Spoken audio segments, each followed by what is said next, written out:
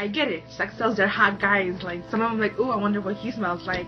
But some of them kind of border on the ridiculous.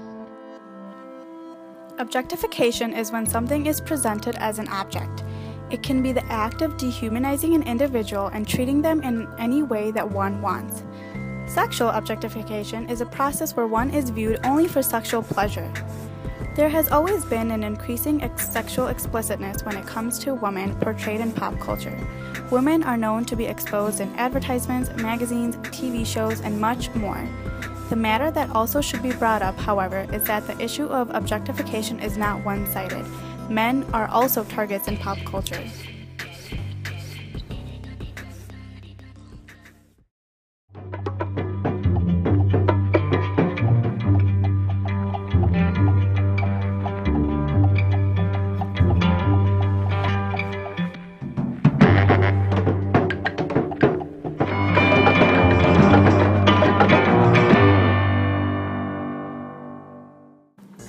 This commercial highlights how sexual objectification towards men is not looked down upon and it is sometimes overlooked. For example, a research study from the University of Florida found large amounts of research on the topic of how women are affected by objectification compared to men. The objectification theory was brought up to analyze and understand the consequences of sexual objectification of women's bodies in our culture. But can the objectification theory also be applied to men's body image? One study claims that it may not. They found that exposure to body objectification, such as reporting body shame after viewing themselves wearing a bathing suit, may not have the negative body image consequences for men that it does for women. We decided to show a couple of peers ads that sexually objectify men to hear what they had to say about the issue. Like the one guy with the polar bear head, it's just crazy, and there's some that like take it too far.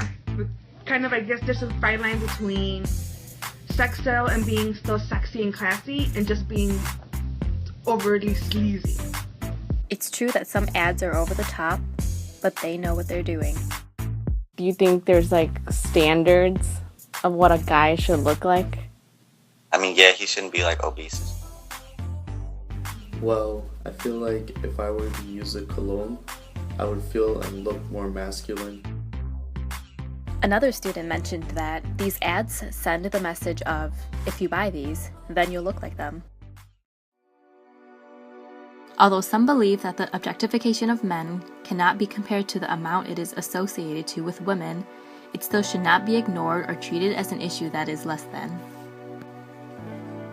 We found a different research study that had results suggesting that the objectification theory does apply to the media's influence on men. The authors claim that media exposure to the ideal form, thin for women and physically fit for men, is being internalized. This exposure is related to problematic eating behaviors, self-objectification, and body shame. Although these problems occur in women more than men, men are experiencing similar problems.